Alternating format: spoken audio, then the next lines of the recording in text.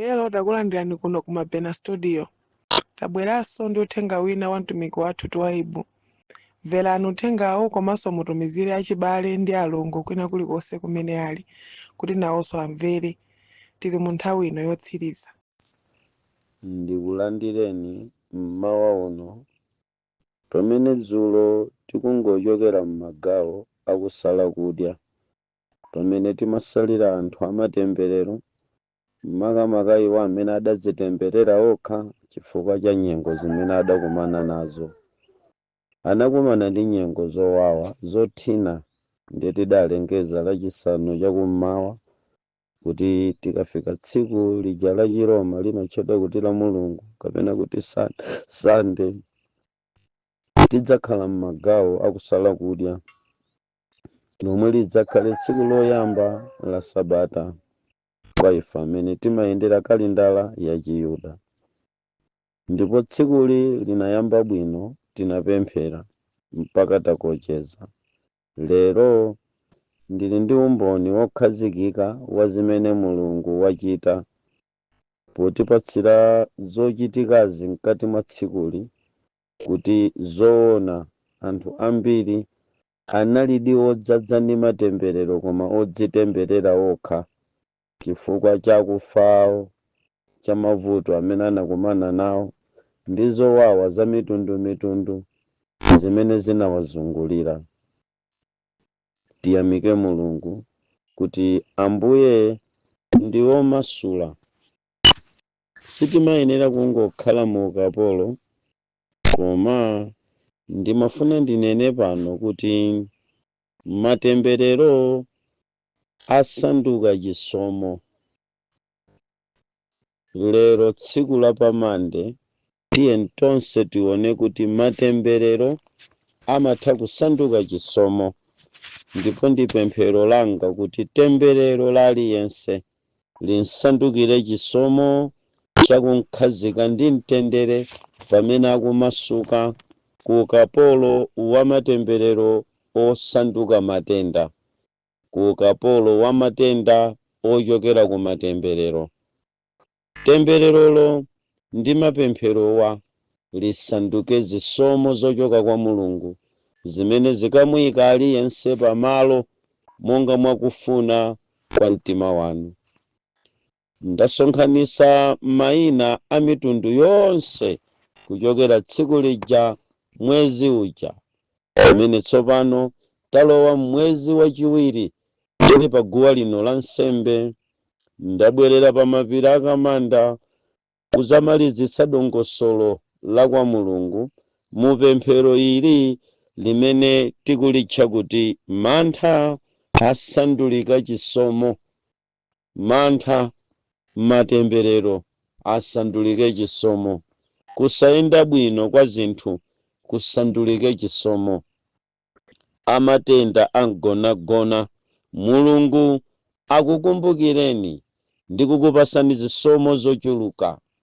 Lero tikufika m'gawo loyamba lakupita kumapeto amalechereche amapempherowa, pamene tikuyenda ndi kusandulizika kwa matemberero kukhala chisomo.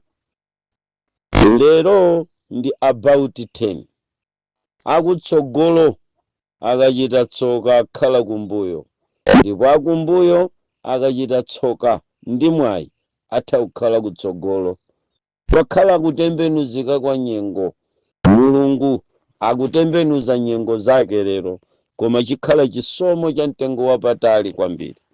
Mudzayang'ana ndi chidwi amene munawanyoza, mudzayang'ana ndi chidwi amene ali kumbuyo kwanu kuchokera lero. Ndikuchenjezeni amene mumaona kuti zinthu zanu zili bwino nkusamasamala za anzanu, amene mwapanikizika kwa nthawi yayitali nkufika pokayika. Muziyang'anire nokha pa moyo wanu. Pemphero limene tapemphera pafupi mwezi ndi masiku athunthu, Mulungu akutembenuza matembererowo kukhala chisomo.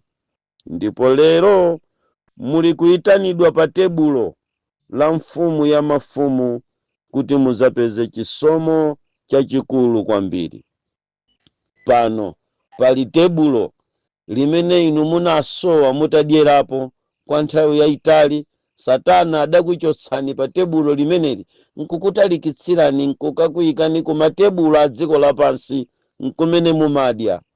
Koma ndi mapemphero wa pali tebulo lakumwamba limene tifuna kuti inuyo mbwere muzalizungulire kuti tiyambe kudyera pamenepo. Zikhala zodabwitsa kwambiri chifukwa akapolo akubwera pa tebulo. Mudabwa iwo amene simunawerengere abwera pa tebulo. Nanunso mudabwa kuti zatheka bwanji ndilibe maphunziro koma ndili pa tebulo ndikupeza zimene zidandisowa kwa nthawi yayitali. Tamverani, lero muli kuyitanidwa pa tebulo kuti mukadye ndi mfumu ya mafumu, chifukwa matemberero aja akusanduka chisomo. Ndimafuna tiyende limodzi ndi mawu amene akupezeka m'buku la 1 Samuel 2 Samuel chapter number 9. Tidzawerenga kuyambira verse number 1, koma pamenepo mawu akulu akuti Davide achitira chifundo mwana wa Jonatani, kapena kuti Davide achitira chifundo Mefiboseti mwana wa Jonatani. Nkhani imene ili pamenepo ndiyo kamba za Mefiboseti amene adalandira chifundo. Koma choyambirira kuti tikayimve bwino nkhani imeneyi imamveka bwino mukachokera nayo ku chapter number 4 cha 2 Samuel, pamene timapeza Isiboseti aphedwa, Davide alanga omupha, sakumva munthu. Mmenemu tipezamo kuti chisomo, temberero lija lidasanduka chisomo. Ngati mudzafune kumvesesa nkhani imeneyi ya 1 Samuel chapter number 9, tizapezapo kuti pali munthu otchedwa Mefiboseti, komanso tili ndi mfumu Davide, imene chinsinsi chachikulu kwambiri chinachitika m'nyengo zawo. Tiye timvere nkhani imeneyi kuyambira pa vesi yake ya nambala 1, imene tiyambire kuti pakhale kumveseseka. Timapeza za Isiboseti ophedwa ndipo Davide analanga omuphawo. Verse number 4 akuti ndipo Jonatani mwana wa Sauli anali ndi mwana wa mamuna wopunduka mapazi. Iyeyu anali zaka zisanu muja anamveka mbiri ya Sauli ndi Jonatani yochokera ku Jezero. Ndipo mulezi wake adamunyamula nathawa, ndipo kunali pofulumira kuthawa iye anagwa nakhala wopunduka, ndipo dzina lache ndiye Mefiboseti. Nkhani imene timayipeza mchapitala cha nambala 4 imachokera ku chapter number 4, koma imakathera ku chapter number 9 cha 2 Samuel, kumene timakapeza chisomo chikusanduka, ndipo matemberero akusanduka chisomo, tsoka likusanduka chisomo. Tili ndi mwayi chifukwa Mulungu anatitumizira mwana wake Yesu Khristu kuti azasandulize matsoka a wanthu, azasandulize kusayenda bwino kwa zinthu kuti zikasanduke mwayi. Nkhani imene timayipeza pamenepa ndi ya mwana wa Jonatani, dzina lache Mefiboseti. Baibulo likuti kudali zipwirikiti mu nyengo ya Sauli. Musayiwale kuti Sauli inali mfumu ya Israeli imene idachita makani ndi kukangana ndi Davide moyo wake wonse mpaka tsiku limene mfumu imene yotchedwa Sauli imamwalira. Ndipo timadziwa kuti nkhani ya Sauli ndi Davide inachitikira m'dziko la Israeli, kumene mbiri imatiuza kuti Davide ndiye mwini wake amene anayika likulu Yerusalemu kukhala kwawo kwa ana a Mulungu ndi likulu la mtundu wa Mulungu ku dziko lino lapansi. Koma izi sizidangochitika, panali mkangano umene unalipo, panali nkhondo zimene Davide adayenera kumenya. Mu nthawi imene Davide ankamenya nkhondo nkuti akulimbana ndi Sauli, ndipo baibulo limatifotokozera kuti Sauli anagonja pa nkhaniyi. Ndipo tsopano ngakhale Sauli anagonja, Davide anayamba kupanga nkhondo ndi mayiko omuzungulira, ndipo anamenya nkhondo zikuluzikulu kwa zaka zochuluka mpaka anagonjetsa maufumu omuzungulira okwana pafupifupi 9 ngati si 8. Ndipo chapter number 6, 7 mpaka 8 timapeza Davide akugonjetsa mafumu omuzungulira kuti akakhale mfumu ya Israeli, akakhale ndi mwayi opanga establish the kingdom ya ana mulungu ku dziko, kuti akalipange Yerusalemu mukumuona leroyi likakhale likulu la maisraeli. Anali Davide, koma anali ndi zolimbana nazo. Kulibe ufulu umene munthu azangopeza mdziko limeneli. Ayenera munthu avale zilimbe kuti akamenye nkhondo polimbana ndi zimene zamuzungulira, zimene mkati mwa mwezi wonsewu takhala tikuziona kuti matemberero anabwera pa moyo wanu ngati nkhondo. Ndipo amenewa ndi Sauli ouka pamene mukufuna kuyika ufulu likulu la mtendere, kukhazikika kwa bata la mthupi lanu. Ndi Sauli okuzungulirani. Davide sanangokhala mfumu chabe ayi, adalimbana ndi adani, mayiko amphamvu, ankhondo amphamvu, ziwanga zoziwa nkhondo analimbana nazo. Zinali zikuluzikulu pafupi 8 ngakhale 9. Davide anayenera kugonjetsa kaye zimenezo. Tamverani, tinali ndi matemberero ouka ngati mafumu pakati pathu amene takhala tikupempherera. Anthu akhala mu ukapolo wa matemberero ku matenda, sizinayende kwa nthawi yayitali. Koma tulero Mulungu afuna akasandutse temberero limenelo kukhala chisomo, chifukwa tampempha pa guwa la nsembe ndi kusala komwe mpaka pamene Mulungu akufuna kuyankha. Lero likhala tsiku labwino la msabata yoyambirira yakutembenuza matemberero matsoka. Ndikukumbutsani ndi Davide kuti analimbana ndi masausowo naona chipambano. Muyambe mwayala pamodzi anthu amene munali ndi matemberero, amene munayala ndondomeko za matemberero, ponditumizira ine munthu kuno. Ine ngotembereredwa mbali yakuti simayenda bwino. Ndi zoona inu ndinu Davide mu chapter chimenechi amene mufunika kuti mugonjese zokuzungulirani mpaka pamene mukhazikitse likulu la mtendere. Pali Mulungu amene akhala mbali yathu, kuti ngakhale tinali ndi zofoka koma Mulungu atichitire chifundo potipatsa ife mdalitso malo mwa temberero lija. Matembererowa tayika pa mtanda wa Yesu Khristu, pa imfa ya Iye, kotero kuti chipulumutso chikufika mnyumba mwanu. As I'm talking, akusanduliza chitemberero chija kukhala mdalitso. Mtima wanu udziwerengera kuti ndagonjetsa ndipo ndifuna ndikhazikitse likulu lotchedwa Yerusalemu, likulu lotchedwa mtendere mkati mwanu. Iye amene amakumenyerani nkhondo ndi kalonga wa mtendere, amene analoseredwa m'buku la Yesaya chapter number 9 kuti adzatchedwa Imanuelo. Ameneyo ndithu adzakhala Mulungu pakati pa anthu, amene adzasenze mikwingwirima imene inadzadza mthupi lace pa tsiku la imfa yake, napulumutsa anthu othyokathyoka. Pali chipulumutso pano, osakayikira anthu nonse amene munatumiza zofoka zanu. Kuwerengera lero mukukwana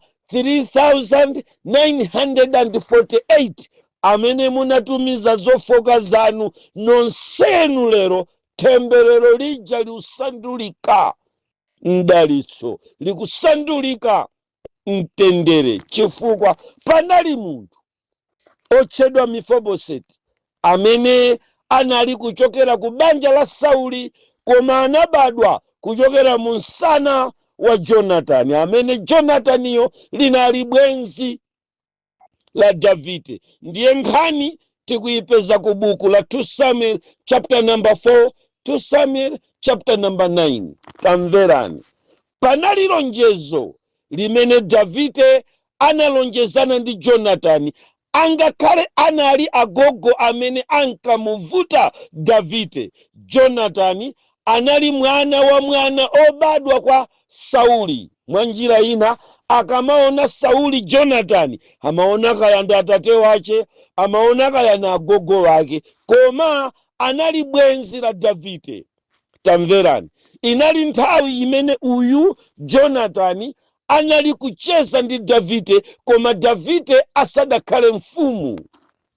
Nthawi zina kupepusa zinthu ndi kuziyeza ndi maonekedwe ndi pamene timalandira napo temberero, ndi pamene so timatayira mdalitso. Lero mmene matemberero achoka, muzimuona Davide osati chifukwa ali mu nyumba ya mfumu ayi.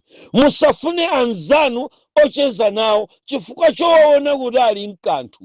Musafune kucheza ndi munthu chifukwa chomuona kuti ali pa bizinesi ya pamwamba. Matemberero wanu ngati watha, the destiny ya moyo wanu, helper wanu, mthandizi wanu, ndi amene tili nawo lerowa, amene angaoneke maonekedwe osafanana ndi ufumu. Jonatani pochita ubwenzi ndi Davide sadayembekezere kuti adzalandira chilichonse kwa iye, anangomutenga ngati nzache chabe.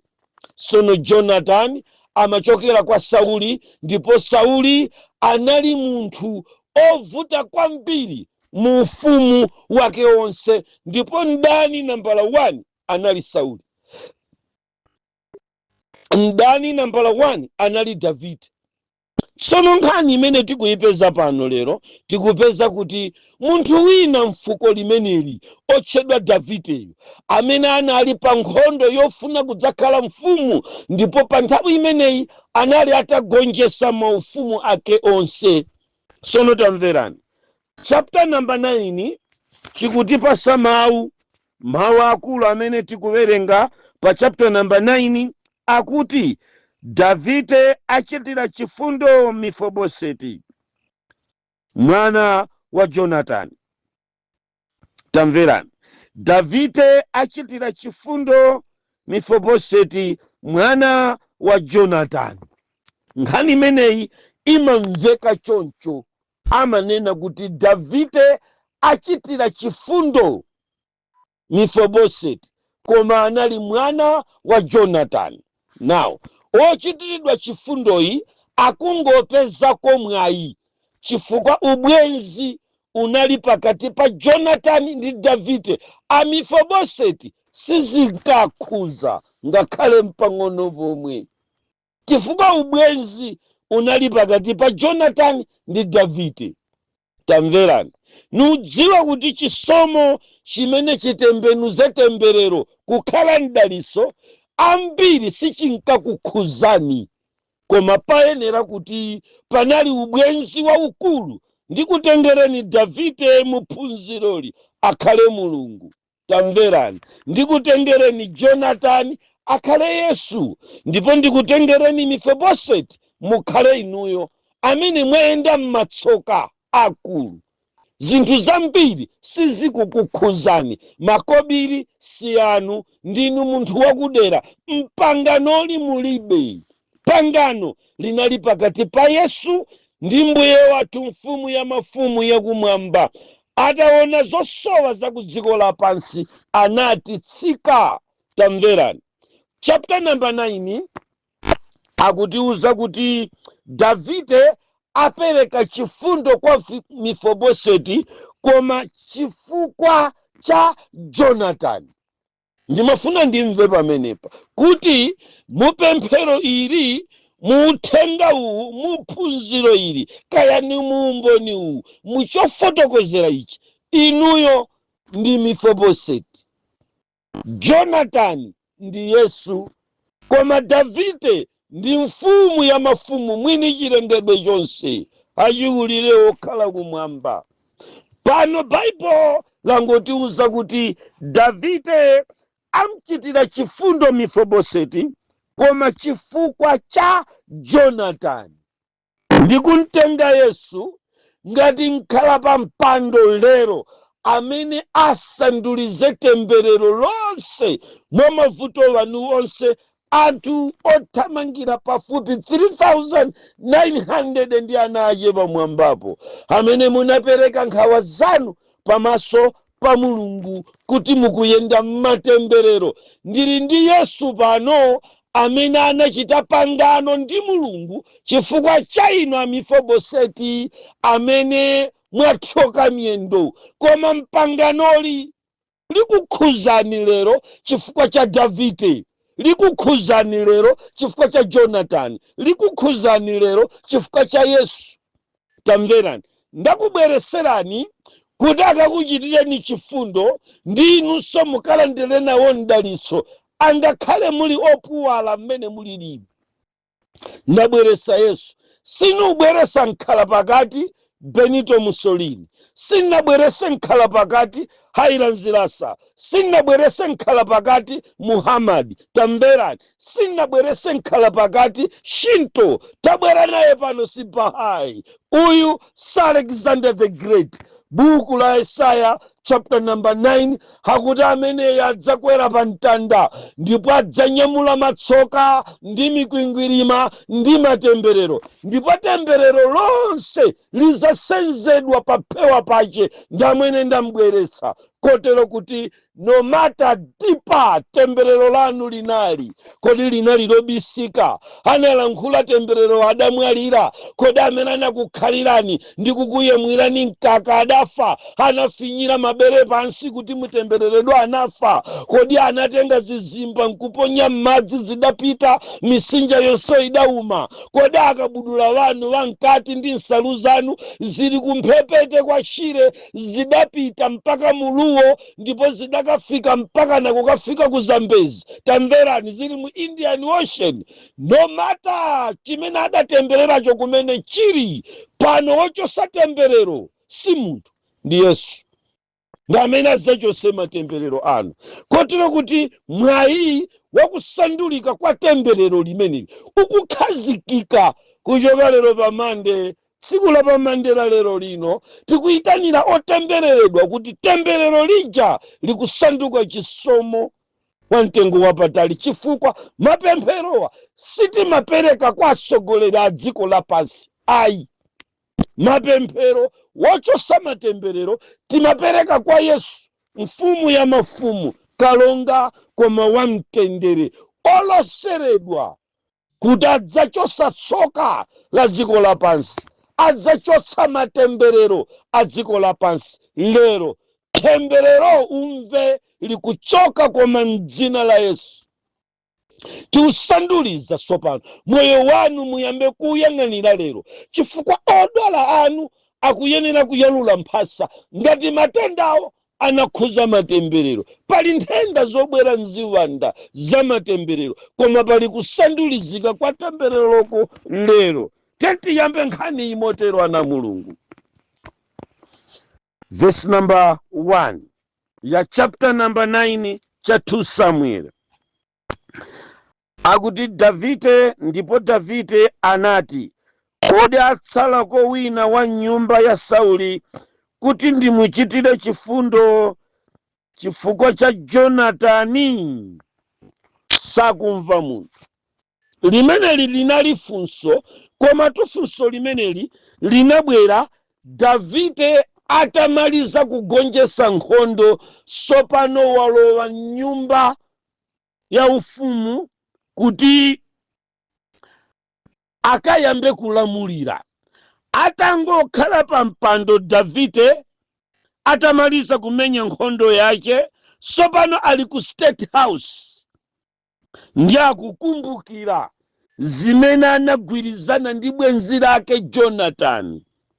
Bible likuti, ndipo Davide anati, kodi akutsalako wina wa nyumba ya Sauli kuti ndimuchitire chifundo chifukwa cha Jonatani? Mulimve funsolo, kodi atsalanso wina wa nyumba ya Sauli, chifukwa lero ndikufuna kutulusa chifundo chifukwa cha Jonatani. Tamverani, sayiwala imfa ya mwana wake Atate kumwamba, ndipo akuti adiresi yosayinira kuti mukalandire chifundo ndi chifukwa cha mwana wanga Yesu. Ndiye funso ndira kuti pali ambiri amene adakali ku nyumba ya Sauli, kodi akutsala wina? Tisadatseke mapemphero, kodi akutsala wina? Ndisadachoke pa guwa la nsembe la mapemphero akusala chifukwa cha amene mukutumiza matemberero anu, kuti Mulungu akuoneka kuti akukonzereni matembererowa, akuthandizeni dera ili kapena linali. Funso likuti kodi akutsala wina wa mnyumba ya Sauli? Kuli nyumba za Sauli zimene mwakhala mukuyenda, munapanga business muli ku nyumba ya Sauli inangoduka, munkapanga business muli ku nyumba ya Sauli palibe chimene chachitika. Angakhale ulimi omwewu ambiri timalima tili ku nyumba ya Sauli, osathandizayi kuyesera kuyika izi ndi izi m'minda, afumba ndi anzawo, ndondocha ndi zinzawo. Kulima koma kulimira mnyumba ya Sauli sizidathandize kanthu. Munayesa ku nyumba ya Sauli kugwira ntchito muli ni madigiri, sizidathandize kanthu. Munayesa ayaya kupita ku banja ndi maonekedwe, koma sizidathandize kanthu. Mdabwerako chifukwa kunali ku nyumba ya Sauli. Ndipo ena mudakali ku nyumba ya Sauli yomweyo tayesera njira zosiyanasiyana kuti tikapeze chifundo, koma sizidathandize ayi. Tamverani, Davide akuti ndikufuna aku nyumba ya Sauli kuti ndiwachitire chifundo. Munayesera muli ku nyumba ya Sauli koma sizidathandize kanthu ayi. Kuyesera kugwira monga mmene mukadachitira mumalimbika, koma mumalimbika muli ku nyumba ya Sauli, chifukwa kugwira ntchito muli ku nyumba ya Sauli opanda chifundo ndiye matemberero. Popanda dzanja la Mulungu ndiye kutembereredwako. Lero Mulungu afuna kuitana amene mumagwira ntchito ku nyumba ya Sauli kopanda chifundo cha Mulungu. Mulungu afuna kuchitira chifundo amu nyumba ya Sauli. Iwowa akuti polankhula akuti ndipo Davide anati, analankhula ndipo Davide anati, kodi asalako wina wa mnyumba ya Sauli kuti ndimchitire chifundo chifukwa cha Jonatani? Verse number 2 akuti ndipo panali mnyamata wa nyumba ya Sauli dzina lake ndiye Ziba, ndipo anamwitana iye ufike kwa Davide. Ndipo mfumuyo inanena naye, iwe ndiwe Ziba kodi? Nati iye, ndine mnyamata wanu amene. Verse number 3 ndipo mfumu inati, kodi atsalako wina wa mnyumba ya Sauli kuti ndimuchitire chifundo cha Mulungu? Tilekezerekaye pa verse number 3 kuti tifotokozere nkhani imeneyi. Uyo amene akumtchula pamenepa kuti akalandire chifundo dzina lake limatchedwa Mefiboseti. Mukayang'ana dzina limene limchiheberi likupasani kuti chamanyazi, chosiyidwa, chotayidwa, chakumapeto. Mefiboseti, wosawerengeredwa. Mefiboseti amene akufuna kulandira chifundo pamene tikupita kokocheza mwambo wakupempherera otembereredwa ndachina Mefiboseti amene sanapeze nawo benefit ku bizinesiyo. Mumapanga muli Mefiboseti ndipo maprofeti ankangopita nzenje chifukwa munavala mzimu wa Mefiboseti wachitemberero.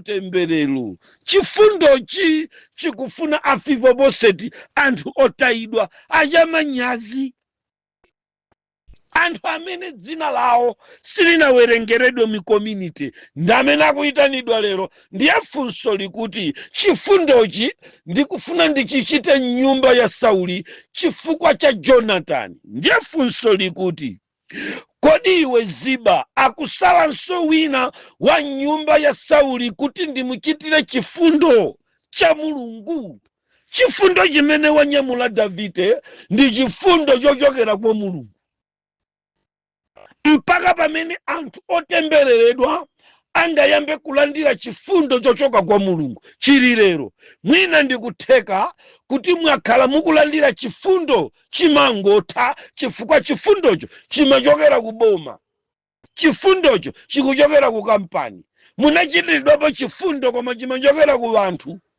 Lero Davide wanyamula chifundo chochokera kwa Mulungu. Hangakhale boma lingadzagabe zinthu kudera lanu, koma chimenecho nchifundo cha boma.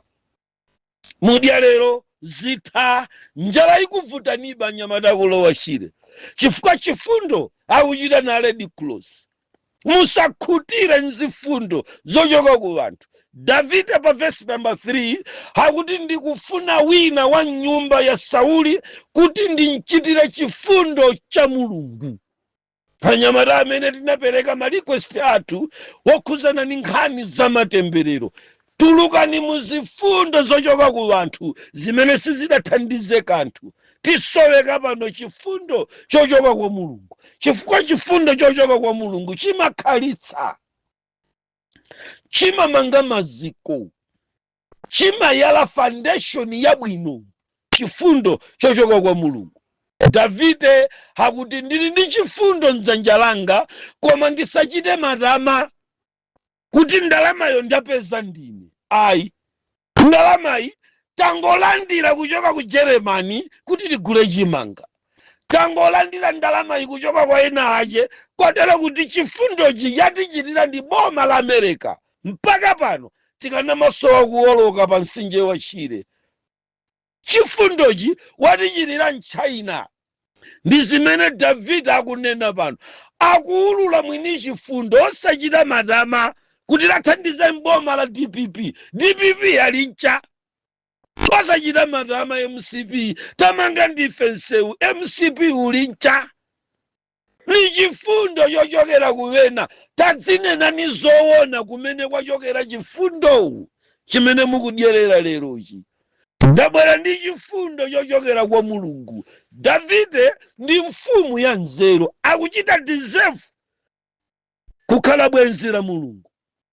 Iye ankadziwa kuti ndili pa mpando ndipo ndi ineyo amene ndingalamulire, koma chifundo chokha chimene ndikuchipitisa kwa Mefiboseti chachokera kwa Mulungu. Ndiye ndikufuna ndingawire chifundo chochoka kwa Mulungu. Masanano tikugawa chifundo chochoka kwa Mulungu. Mulole kuti kuchoka mtemberero muchokemo koma ndi chifundo chochoka kwa Mulungu. Chimenecho ni chimene chidzakhale thandizo lanu. Gawo limene liloyambirira tikuona kuti tili ndi Mefiboseti ambiri, anthu osawerengeredwa, achamanyazi kumtundu. Matemberero anapangisa anthu ambiri m'midzi osawerengeredwa kuyenda kwa manyazi. Lero ambiri ndi Mefiboseti koma ali ku Durban, ali kuti ku Cape Town, ali kuti ku Marisburg, ali m'matauni olekanalekana. Wena ali ku Germany, Argentina, Russia, UK, Canada, ku Ireland, ali kumeneko. Koma ndamanyazi sangatulukire mudzi chifukwa chifundo cha Mulungu sichidachita ndiyo. Hadakayenda bewempha asoveka chifundo. Nawo mumvesere masana wano ndikulakula ndamene chifundo cha Mulungu sichidakupezeni. Ndi chifukwa chake mumagwira ntchito pa kampani yabwino koma mulibe kanthu, mumagwira ntchito yabwino koma mulibe chilichonse, mmalima koma simunapeze, mumasaka koma simunapeze, chifukwa mukuchita flow muzifundo za dziko lapansi. Koma lero pano pali Davide amene akutiunikira kuti kwa Mulungu kumakhala chifundo. Yekhayo wamwayi amene angalandira chifundo kuchoka kwa Mulungu ndi amene ati awoloke mtsinje wa matemberero. mpaka pamene munthu apeze zosowa za moyo wake. Tamverani, tikafufuza nkhani imeneyi timapeza kuti Mefiboseti mu 1 Samuel, mu 2 Samuel chapter number 4, tiwerenge verse number 4 lonso. Verse number 4 ikuti, ndipo Jonatani mwana wa Sauli anali ndi mwana wa mwamuna wopunduka mapazi.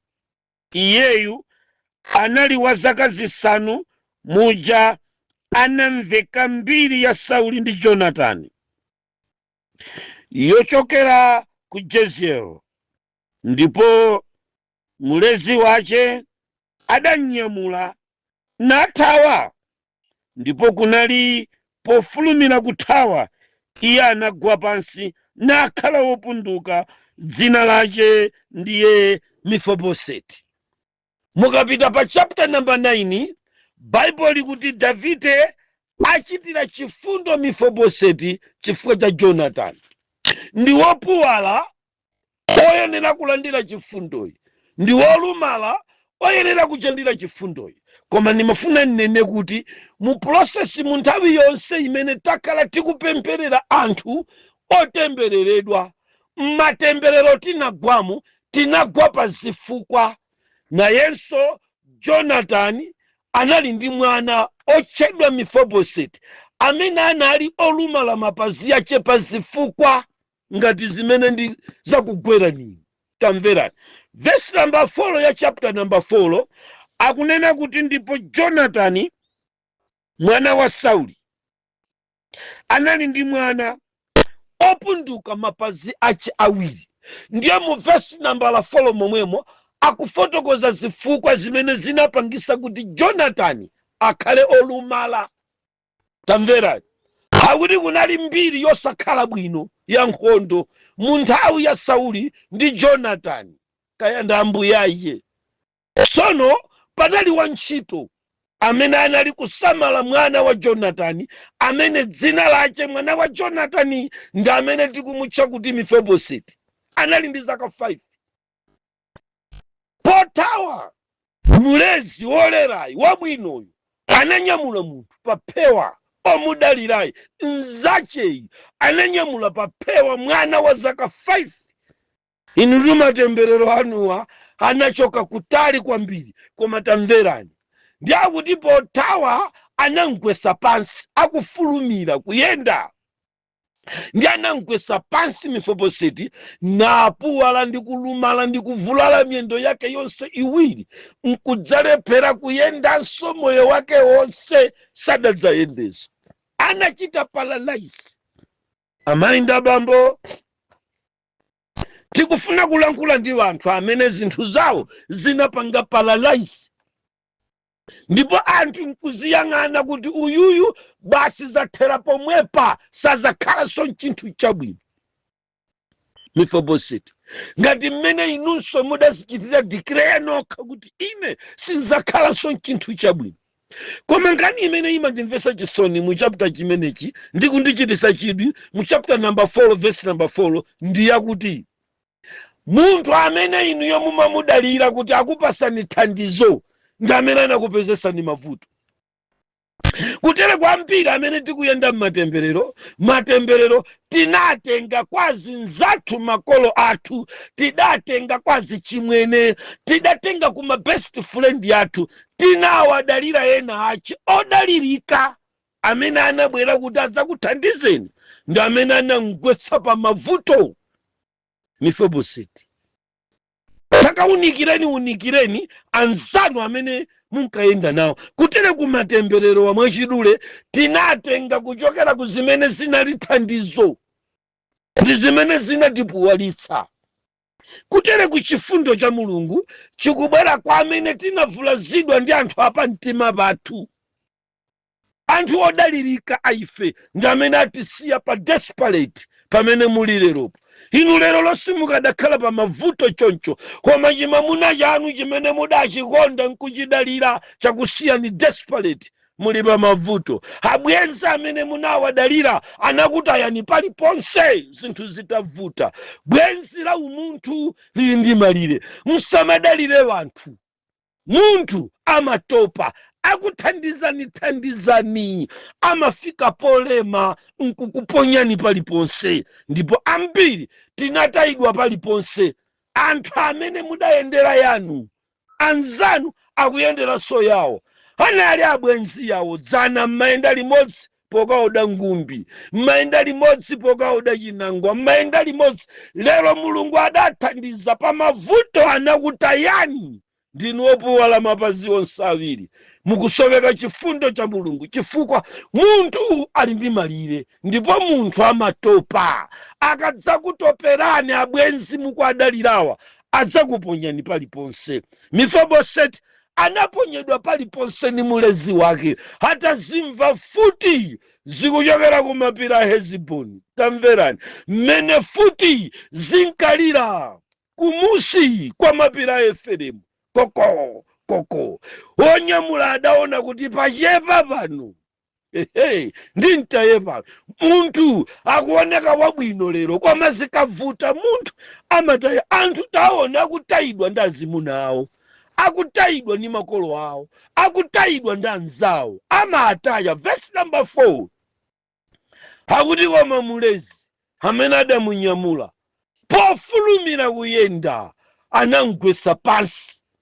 Amapanga zace, amasamala stepe zace. Mzanu angakomwe bwanji koma pamakhala nthawi imene amapanga zace. Bwenzi lingakomwe bwanji limakhala ni nthawi imene likupanga zace. Kampata kamene munthu uja akupanga zake, inuyo mmatha kubudulidwa akusamala za moyo wake.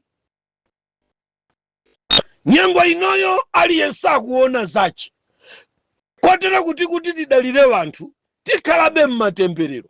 Uthenga wa lero ndikufuna ndikuchoseni mmatemberero odalira wanthu. Nzanu pano Mefiboseti anagwa pansi. Mmene tikuchoka kwa anthu tikupita kwa Mulungu. Kwa Davide pa chapter chake cha namba 9 2 Samuel verse number 3 hakuti iwe Mefiboseti iwe Ziba kani ukanditengera ameneyo abwere. Ngati ameneyi ali m'bale wake wa Jonathan abwere basi. Ngati ameneyi ali mwana wa Jonathan opezeka nyumba ya Sauli abwere. Ndili ndi chifundo koma sichikuchokera mu ufumu wanga wa ku Israeli, sichikuchokera mu ufumu wa ku Yerusalemu, chachokera kumwamba. Ndiye ndikufuna wina ndimpatse adzalandire chifundo kuchoka kwa ndani? Kwa ine. Tamverani.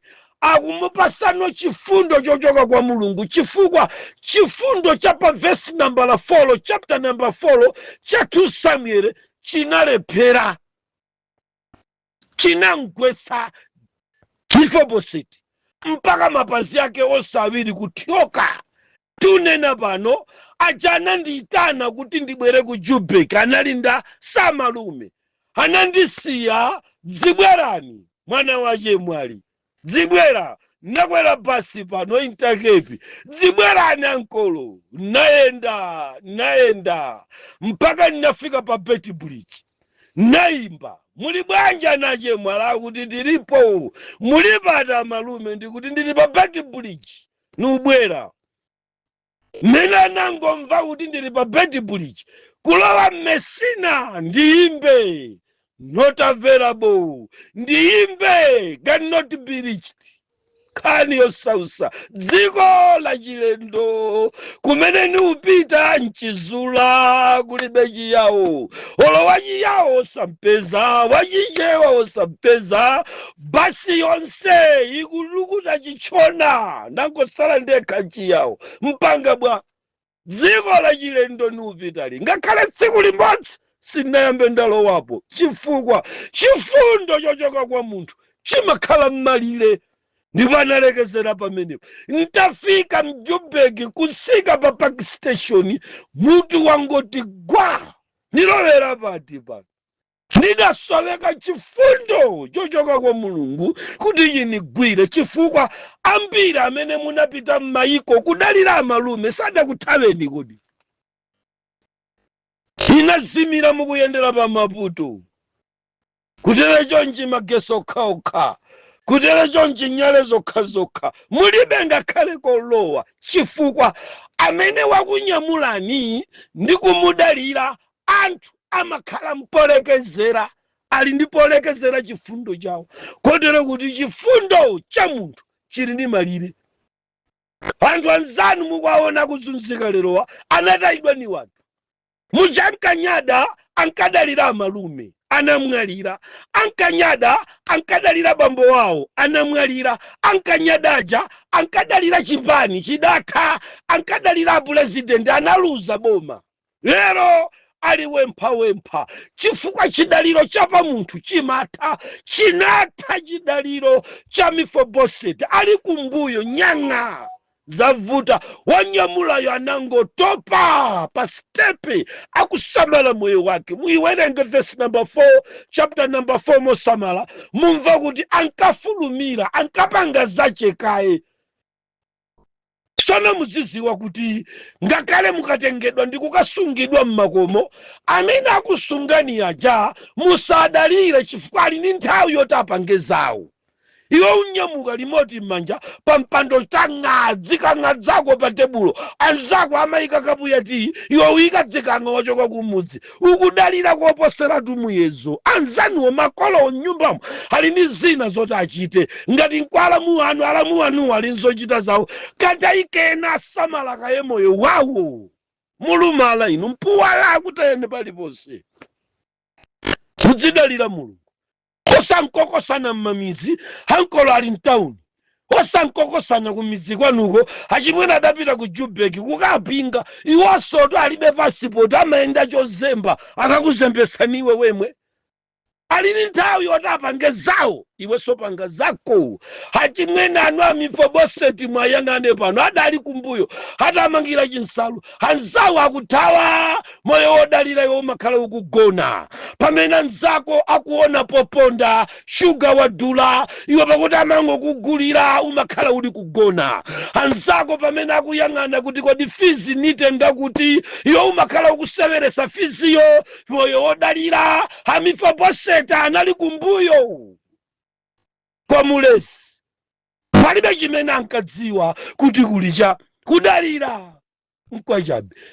Simukudziwa nthawi imene anzanu achimwene anu ali kuganyu kuvutika akuyitanira chocha chofewa nchalero chimangachi chocha chofewa nchalero chimangachi iwe uli kunyumba uli gonde. Wanthu okhala mmoyo wodalira ndi amene mwapolombozeka lero mukusimbira kuti mmatemberero koma ayi kuchokera nthawi ina mudagona kwambiri kumbuyo kwa nzanu. Pali zogona atuti uzisunga mmakomomo zili kumbuyo kuyamba kudana ndalamu awo. Ayi mkazi ingosala kwa paliponse koma zuchitisa manyazi. Sinanga mwango okhala kumbuyo kwa achimwene wanu kuti achimwene wanu amagwira ntchito basi inuyo mama wa kumwati mkamwati cha mateni ulendo kosewera mwatsoka ilo mumapita ku beti mubwerera madzulo muli kumbuyo basopo kukubwera nthawi yafika nthawi yakukwanirani imene mchimwene wanu akufunika asamale zache inuyo akutayani paliponse mmene wadulira shugamu asiye kupanga za anache azipanga za iwe Mefiboseti wangogona kumbuyo ulipeyi. Zoona kaganyu komene akugwira achimwene wanu mtauni si ganyu imeneyi ayi nawonso akungosakasaka kuti mwina inu kungomva kuti ali kudoloba ali kutauni ali kuderebeni kukokosana mmamidzi ukadzadzana mbulanta yakhwe kulimbi kanyumba kachipinda chimodzi mukwapingala muwanu achina Mefiboseti chokankoni kumbuyo apo ayi abuduleni athamangiseni. Samalani zanu sasamalire aziramu anu dzankhala ndevu zili pwi ngakhale ganyu sakugwira akuyembekeza mkametera leso atengeleza lalo mwelo ametere sangathe kugula ngakhale lacha athamangiseni achina Mefiboseti. Mulezi anayiona kuti nthawi ino niyosamala zanga kukulira zipolopolo za nkhondo siningachitebeza munthu mpaka li muganiza kuti makolo adzachita beza iwe mpaka liti? Mashalubu akutuluka ndi mphuno momwe pa balaza pa mako. Nthawi yakwana ndi kubudula paliponse, ndi mbudula twine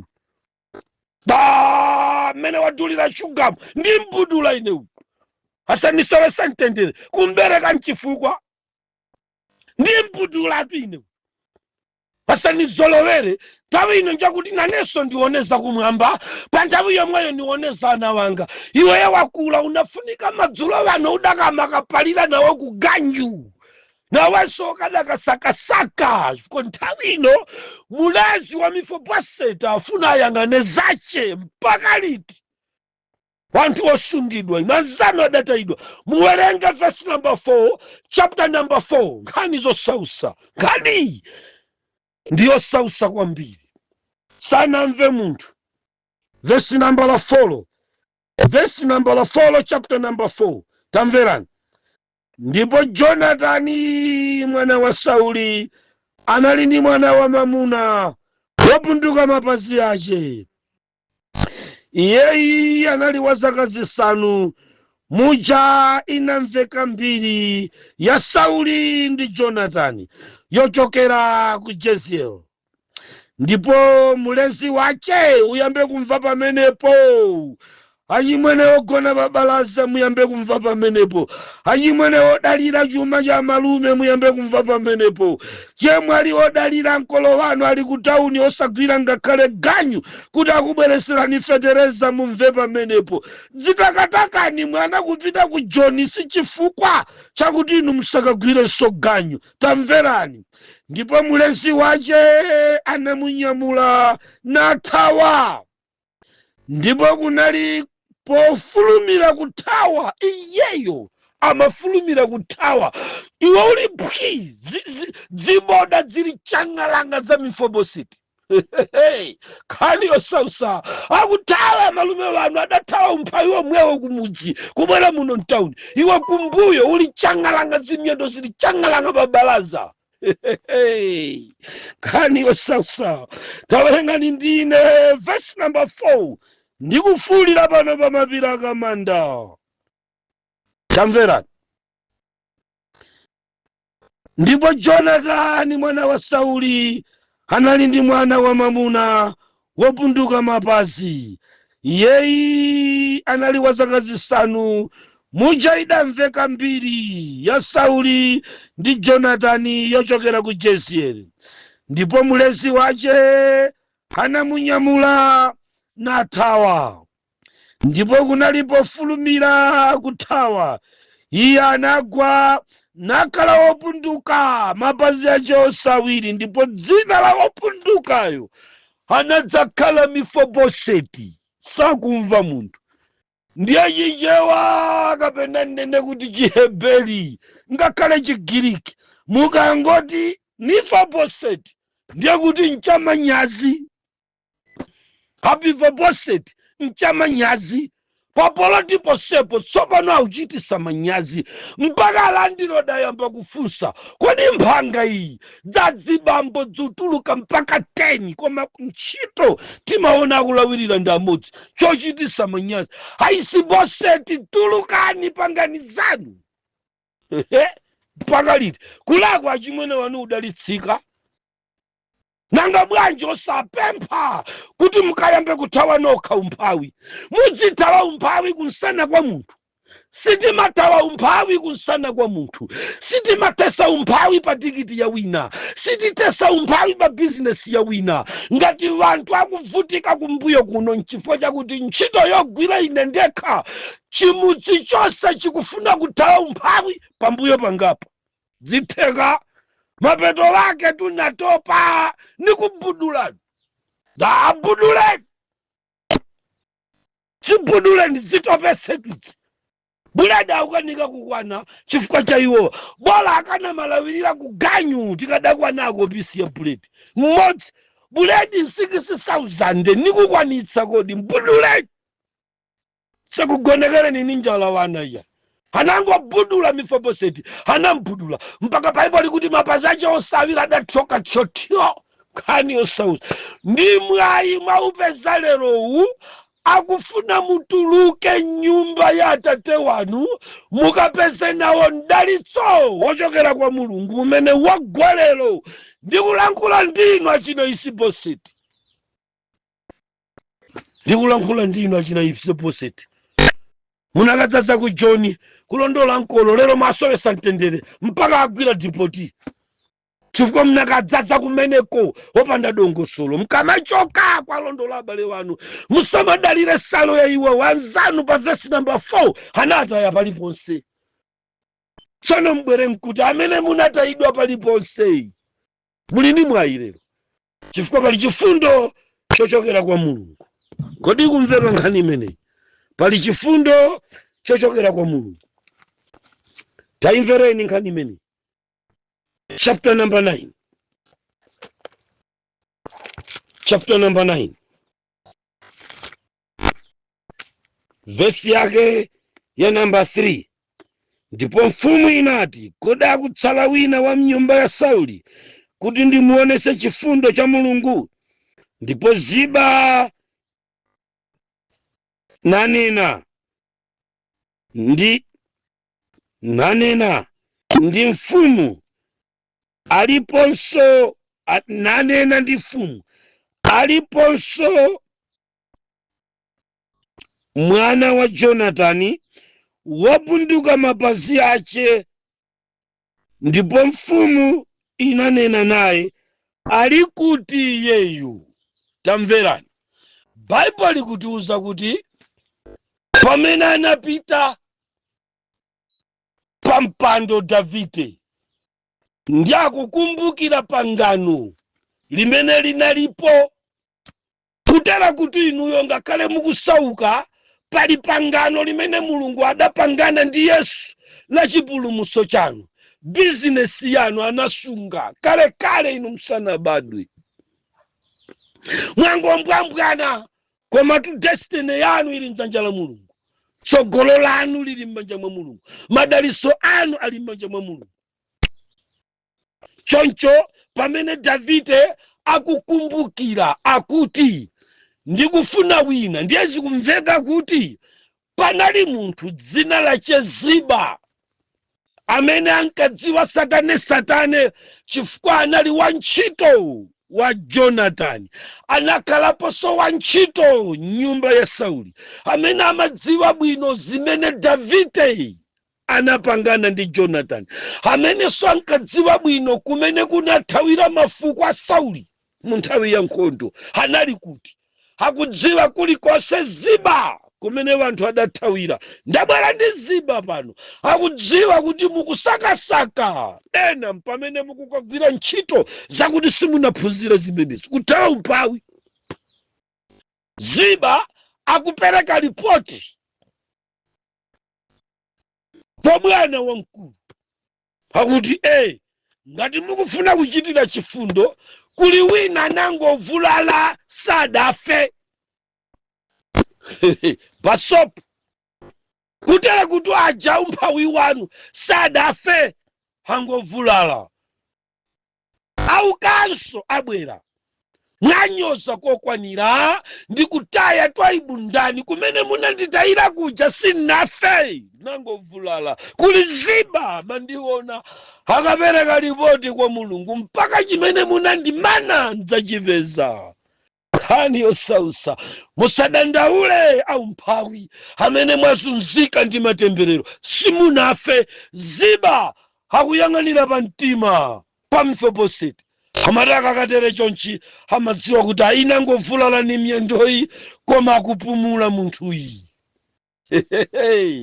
Basopo musamanyoza pansi panu kumene ali kuja kumphawi kuja sadafe. Ndinenenso ndiwe amene uli kumphawi sunafe. Mwayi ulipo ndikulalikira za Mulungu amene ali ndi second chance, amene akhoza kupereka mwayi wina. Simunafe ayi, hakuyang'anira pa mtima. Pali Ziba konsekwa mukusakasaka, Mulungu wakutumizira ni Ziba amene pakuukanso kochoka kutemberero mubwerera kwa Mulungu ndi mdalitso. Choncho iwe Mefiboseti, pali Ziba pano hakupereka ripoti paguwa lansembe la Mulungu kuti mubwererenso mudzalandire mdalitso wanu. Takhalani pamenepo tikumane chigawo chachiwiri. Khalani pomwe pamene tikupatsani gawo lina la uthenga mwavawo wa mtumiki wathu Twaibu. Mchigawo chachiwiri ichi ndikukulandirani ndi manja awiri komanso kukhala pomwepo. Mchigawo chimenechi tikupitiriza uthenga wa chigawo choyamba opezeka m'buku la 2 Samueli, mmene muli mbiri yochititsa chidwi kwambiri ya matemberero ali kusanduka chisomo, mmene tikufika pa vesi yake ya nambala 4 kuchokera mu chapter number 4 cha 2 Samueli. Tisanawerenge nkhaniyi pa 1 Samuel chapter number 9 timapeza kuti anthu amene mumadalira ndi amene amatha kukugwetsani pa mavuto. Ndipo tinachedwa ndi kufotokozera mitundu ina ya anthu mkati mwa mapemphero athu amene takhala tikupempherera za matemberero, kuti matembererowa anatuluka mkamwa mwa anthu amene timadalira, mpaka pamene tapezeka opuwala mu ntchito zathu, tapezeka kukhala m'mabanja opuwala opanda chipambano, kumagwira ntchito koma zopuwala zopanda progress, kukhala maninjala koma opuwala opanda choloza, kumagwira ntchito m'dziko la eni opuwala opanda chimene tingaonetse pamaso pa Mulungu, chifukwa tili mmenemu kamba kamatsoka ndi matemberero amene tidatenga m'midzi tinakalowa nawo ngakhale potuluka, matemberero amene tidapeza molekanalekana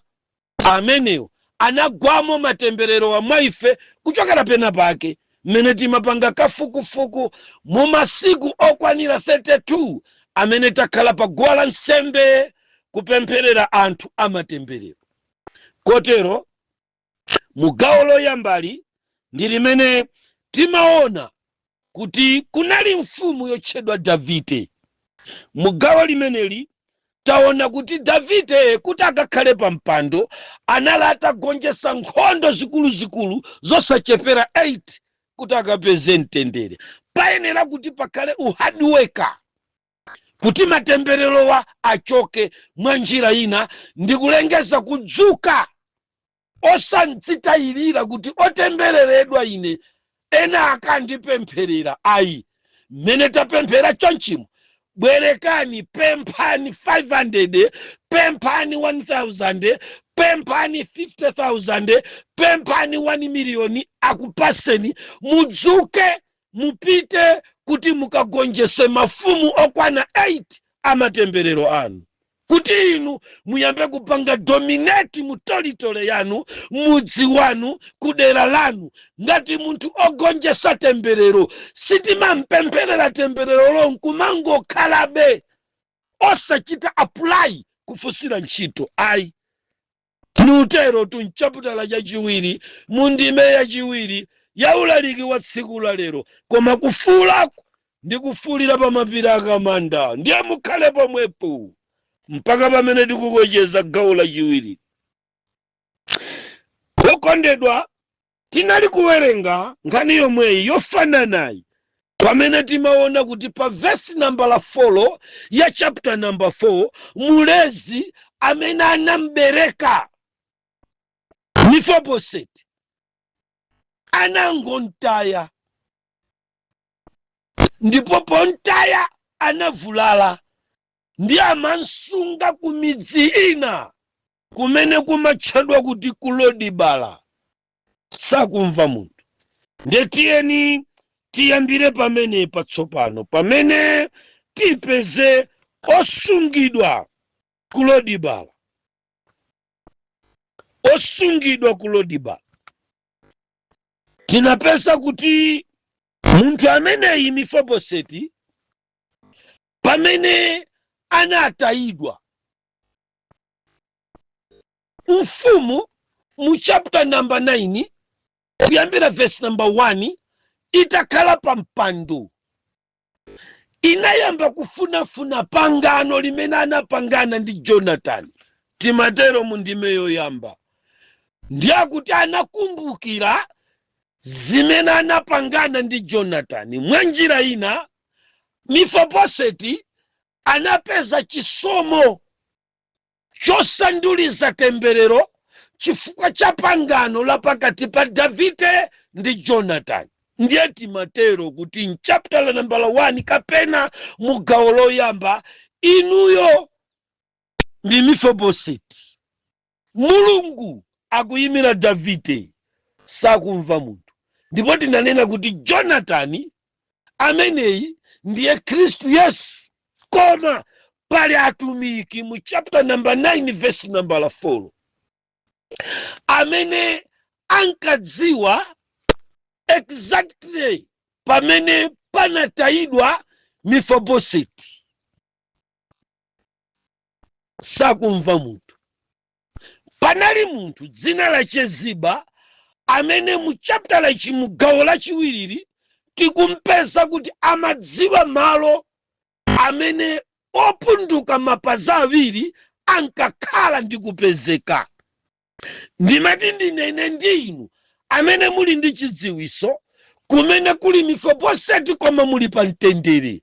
Anzanu akulephera kuyenda koma inu simukuchitapo kanthu.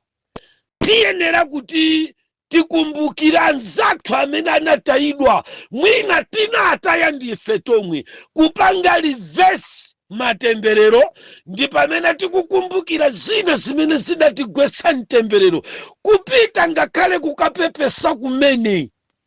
Ngati mukudziwa kumene munataya Mefiboseti, sakumva anthu. Amalume, Mefiboseti opunduka mapazi munamtaya kuti pamene chisomo chikuyenda ndi udindo wa inu amene mukudziwa kumene kuli oponderezeka anu, mmene akuti alembe ntchito Januwale. Kodi simungamkumbukire Mefiboseti wovulalayo kuti nayenso apeze nawo mwayi wapaganyu? Ndiye tikupeza Ziba amene anathamanga ulendo ku nyumba ya Mefiboseti na akanena mawu. Tiwerenge verse number 4 ya chapter number 9. Verse number 4 ikuti, ndipo mfumu inanena naye. Muyambire pa verse number 3. Ndipo mfumu inati, kodi akutsalanso wina wa nyumba ya Sauli kuti ndimuonese chifundo cha Mulungu? Ziba ananena ndi mfumu. Ndimafuna mumve mawu amenewo. Ziba ananena ndi mfumu. Pali anthu amene ali kufupi ndi kumene kukugawidwa mdalitso, koma kumene kuli anzanu ofunika kulandira nawo mdalitso akuzunzika. Inunso mukukudziwa koma mukukanika, mukufuna kuti mdalitso umene ukhale wanu. Koma tamverani, Ziba nayenso anali komweko ku remote area. Ndikubwera kumene kuti anali kumeneko kotayikako ndi kumene kunali Ziba, chifukwa Ziba amapezeka ku Lodibala, ndi kumene anali. Verse number 4. Verse number 4 ya chapter number 9. Bible likunena kuti, ndipo mfumu inati, nanena naye, ali kuti iyeyo? Ndipo Ziba ananena kwa mfumu, onani ali nyumba ya Makiri mwana wa Amieli ku Lodibala. Sono mumve pano mawu okhawo ongoti Lodibala amenewa mchigiriki anali ndi tanthauzo lakuti mukangoti Lodibala ndikotayidwa kapena otayika. Mwa njira ina mmene Ziba ankapita kukaulula za Mefiboseti anali kotayika. Kodi temberero lanu lakakusiyani kuti?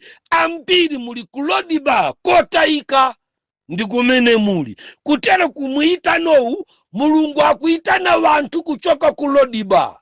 Ndikunena pano business mukuchitira ku Lodiba, ntchito muli ku Lodiba, nkaka chinthu chilichonse chimene mukupanga sichikudziwika. Ali kuti ameneyi akuti taonani ali nyumba ya Makiri koma ndi mwana wa Amieli akukhala ku Lodiba. Ndiye ku Lodiba lako ma Aramaiki number 2 amatanthauza kuti mukati Lodiba nchi Aramaiki ndi malo opanda nsipu. Tapemperera anthu ambirimbiri matemberero amene ali ku malo opanda nsipu. Ngati uli kobe kumeneko ndiye kuti uli ku Lodiba. Lero ndi nthawi ya nsamuko. Mpemphero la tsiku la lero pa Monday, muchoke ku Lodiba mudzafike ku Yerusalemu, chifukwa pano pali muyitano. Mukuyitanidwa ku gome la mfumu, mukuyitanidwa ku tebulo la mfumu, koma muli kuti? Muli ku Lodiba. Inde mungaoneke odya bwino, koma ngati m'banjalo mumakhalira zibagera, banjalo lili ku Lodiba. Lero apusisa wanthu panja ngati hane koma usiku nzibagera mbanja koma ali ku Lodiba. Sakumva munthu. Kumeneku ma Aramaiki akati Lodiba amanena malo opanda nsipu. Munapita ku Kenya koma kopanda nsipu chifukwa temberero lidawumisa nsipu. Anakulembani ntchito ngati general manager koma mukusaukabe mudakali pa renti chifukwa temberero linasanduliza malo anu ntchito yanu kukhala Lodiba. Mumakhala kopanda nsipu. Tikunena ndi amene mukugwira ntchito koma sizikupindula. Mwakhala pa ulova kwa nthawi yayitali osapindula kanthu. Kulibe nsipu, muli ku Lodiba. Masanano ndikulankhula ndi amene mukudziwa kale kuti koma ineyo ndikugwira ntchito koma ndikuoneka kuti ndili ku Lodiba. Bound, omangika, osamasuka. Thupi silili pa nsipu wa thanzi, likungodwala daily lili ku Lodiba. Atsegula mimba mawa dandaula soja mimba. Ali ku Lodiba. Adandaula chimfine nkucha dairia. Ali ku Lodiba. Mene mwana akuti akachire nkucha wina wayambaso kudwala. Ali ku Lodiba. Ndiakufunsa Davide kumufunsa Ziba, ameneyo mwana wa Jonathan ali kuti? Ziba amene akudziwa exactly kumene muli. Ndili ndi Ziba pano amene ndi Yesu kwa ine, akudziwa exactly location imene ni makhala. Kodi nali ku Satanic amadziwa kondi Ziba anakuwa pamaso pa Mulungu. Kodi muli kukuba akudziwa kondi Yesu amene yapereke report. Taonani ali mu nyumba ya Makiri ndi mwana wa Amieli koma ali ku Lodiba. Iyeyi ndi ku Lodiba la chifukwa akhalira mu Bet ndi nyumba zopezeka ku Lodiba. Juga ndi nyumba zopezeka ku Lodiba. Tamverani, alipo amagwira ntchito koma ali ku Lodiba. Ndi mwana wa Amieli, amadya koma ndalama zimathera kubweza katapira. Chifukwa moyo wa katapira ndi zosatira zokhala ku Lodiba, zimaumisa nsipu. Amene tili ku Lodiba kwabwera pempho pano ndi funso, ali kuti? Akuti ndi mwana wa Amieli, akuchokera kumeneko, wobadwa kuchoka kwa Makiri. Koma tamverani, kumene akukhala ndi ku Lodiba. Tamverani, anyamata achilatini akati Lodiba amanena kuti kumalo kumene kunchingerezi akuti no life place, malo amene kulibe moyo. Anayesa kukhala pa ma ARV akukhala moyo kulodiba malo wopanda moyo anamwatibisa kuchira no life place rodiba akuyesera kumwa panado sakuchira no life place rodiba akukuita nani muli pabedi mawa no life place madiripi daire ya madzi ya magazi ya mpweya madiripi atatu kubola kwa munthu mmodzi oxygen itire zache magazi apite kwawo madzi apite kwawo no life dry place no life sakumva wanu dziko likuyitaniriro kumeneko yesu akukuyitanani anyamata amene muli kulodiba ziba akupereka ripoti lokwanira mwezi umenewu ndapereka ripoti lokwanira pamaso pa mulungu mafunso ndi mafunsidwa ndakuti ali kuti iyeyo ndimanena kuti ali kulodibala malo opanda chakudya ngakhala ali ku South Africa ali kulodibala ngakhala ali mu UK ali kulodibala ngakhala ali ku America no place paka pano anamangirira kanjinga nditi zigubu tiwiri kudenga chipitirani ku Joburg amaona kanjinga kamene anagula mpaka pano no life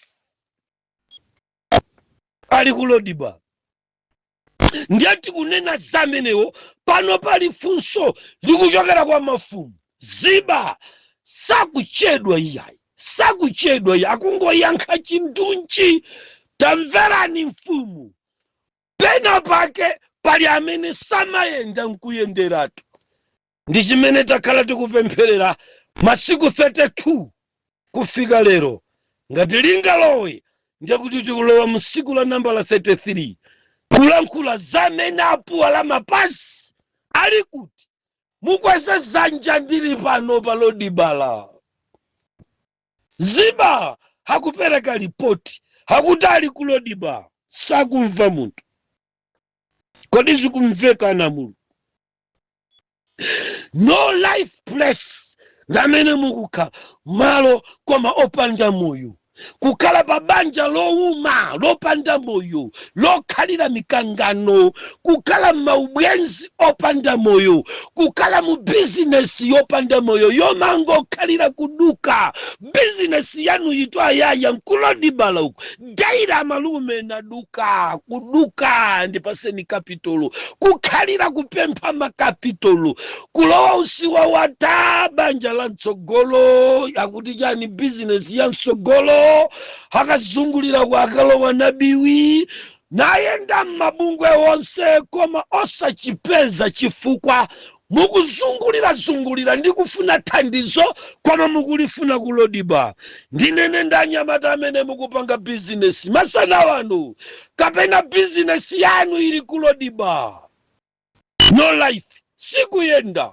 pano pali funso ali kuti iyeyo akukufunani ambuye ziba wabwera kuti adza kutengeni mukachite nawo phwando pa gome la mfumu Davide amene ndi mfumu ya mafumu ndi kumuyerekezera ndi ambuye wanga kumwamba atate mwini chilengedwe chonse akudziwa kuti business yanu ili kulodiba no life ma certificate ali ku no life sakutakataka sakupindula kanthu ananga amene nawaphunzisa ali ku no life sakugwira ntchito iliyonse maapulai maapplication kupempha maganyuzi uchitika koma osalembedwa chifukwa ali kulodiba chilichonse nchakufa chimene atangapange amene muli kulodiba pano pali muyitano ochoka kwa mfumu ya mafumu ameneyi ndi mulungu wakumwamba koma wofula ndikufuulira pa mchombo amapira akamanda tikunena kuti ali kuti oyanka kuti taonani ali nyumba ya makiri iyeyi ndi mwana wa Miyeri koma kokhala ndi kulodiba mwakhala zaka zingati muli ku nyumba ya makiri kodyesedwa kothandizidwa mwakhala zaka zingati muli mnyumba ya miyeri osapeza kanu koma kudya za anthu ena kukhalira kupemphesa nyumba ya makiri ankakhalira kupempha nyumba ya makiri amakagwira ganyu kubungwe ankakagwira ganyu ku fuko la Manase ana ochokera mnyumba ya makiri amakhalira kupemphapempha analibe zawo analephera kumuthandisa Mefiboseti opuwala mapazi anali ku nyumba ya makiri kumene muliko ku nyumba ya makiri sakuthandizani bwerani kwa Mulungu kumene muliko sikubanja chemwe ali ndi nyumba ya miyeri amakwatirana pachibala amenewo ndi nyumba ya miyeri amatengana pachikhazeni amenewo samalani ndi banja la makiri la mahule sanathandizike kalikonse muli mu kampani koma yodzadza ndakuba ku nyumba ya makiri inuyo simupeza thandizo tulukankoni. Mefiboseti akuti inde Ziba akuti taonani inu mfumu Davide uyuyu ali nyumba ya makiri koma ndi mwana wa miyeri khanizo sausa ana chawango ana nzunga mukuzunzika chifukwa cha matemberero a makiri mukuzunzika chifukwa cha matemberero a mtundu wa kwanu amene adakutembererani amene adakufinyirani mabere pansi ndi makiri ameneyo kumene mulikonso ndi ku Lodiba sakumva munthu malo otayidwa sakukumbukirani kumene mulikonso ndi kumalo opanda nsipu ku Lodiba kumene muliko ndi malo opanda moyo no life ku Lodiba takumva munthu ndi khomo la Ambuye Yesu lokha limene lingakuthandize limene mungapeze moyo. Anzanu tinayenda mchipululu podalira amiyeri podalira makiri sitinadziwe kuti Ziba kundiona atandiyitanira ku nyumba ya chifumu ya Davide ndinakalandira nawo mdalitso as I'm talking ndikusambira mu mdalitso uti wapezeka ku nyumba ya Davide umene akuti pitani mukamuyitane abwere ndizampeze chithandizo abwera zapeze thandizo abwera zapeze thandizo. Ana Mulungu tatiya nditawerenga ni verse number 5 verse number 5 ya chapter number 9 verse number 5 ya chapter number 9 akunena kuti pamenepo Davide anatumiza anthu nakatenga iye ku nyumba ya Makiri mwana wa Amiyeri ku Lodiba. Kwabwera uthenga usankhala pansi pa ulova wako atuma mthenga Mulungu ku nyumba ya Makiri mukuzunzikako bwerani. Lero la Mulungu akutuma uthenga ku nyumba ya Makiri katengeni asapuse bwerankoni konkuno ku Malawi muli ku nyumba ya Makiri ku Durban ai bwerankoni konkuno anzanu akuyenda njinga za moto musazunzike mpaka liti mudzakhala akapolo amiyeri mabuno hazakulamulirani mpaka liti mazula hazakuzunzani mpaka liti hadzakudyerani mpaka liti sakumva munthu bwerankoni ku nyumba ya Makiri bwerankoni watuma Mulungu mthenga akachosewa anthu nyumba za kapolo mene mumaganiza kuti mukugwira ntchito koma amwenya ngotenga ndalama zanu kumene mumaganiza kuti mukulimbikira koma salale osayiona pakamafika pa 5 yatha ithadi chifukwa ndi ku nyumba ya Amiyeri ithadi chifukwa ndi nyumba ya Makiri sizithandiza chifukwa kumeneko ndi ku Lodiba no life ndi ku Lodiba malo opanda nsipu ndi ku Lodiba malo otayidwa.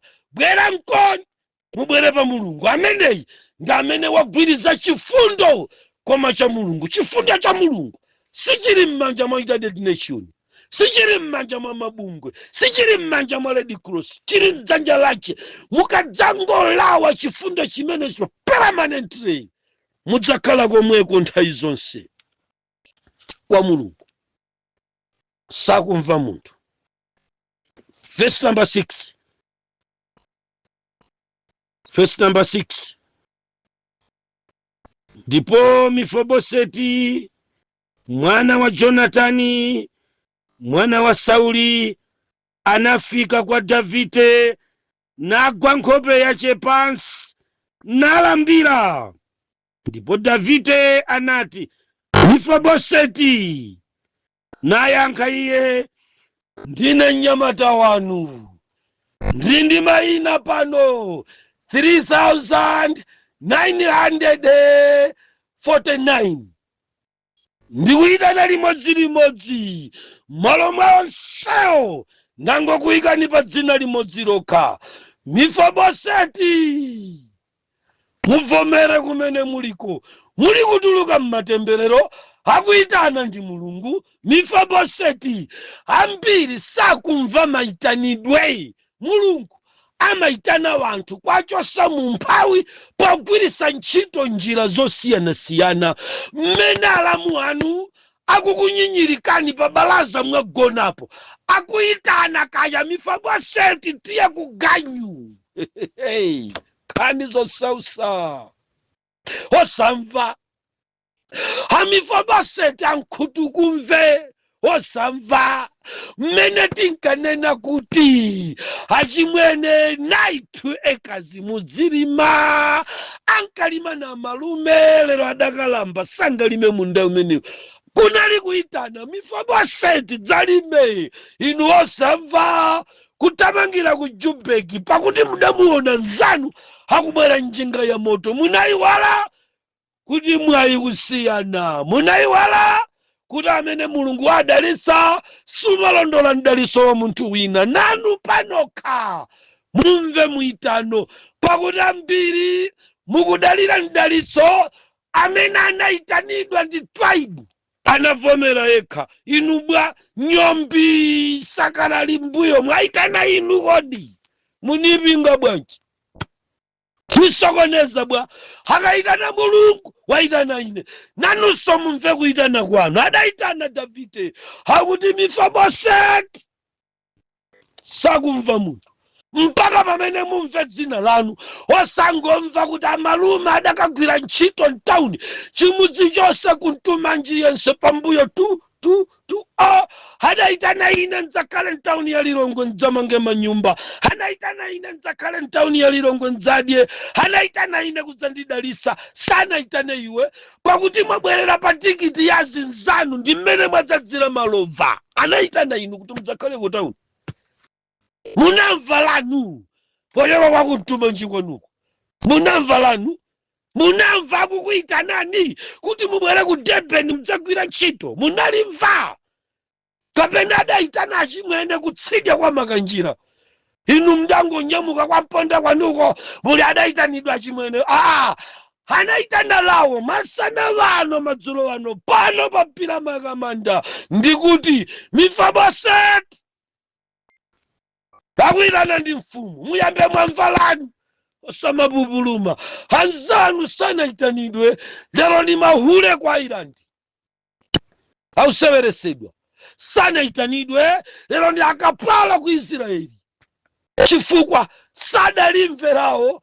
Linayitanidwa ndila yawo awanangotsatira. Nkhani imene imavuta, ngakhale mukapita pa msika wa Limbi mukaona amene anayitanidwa mmene zikuyendera pakawakala pawo augulitsatu.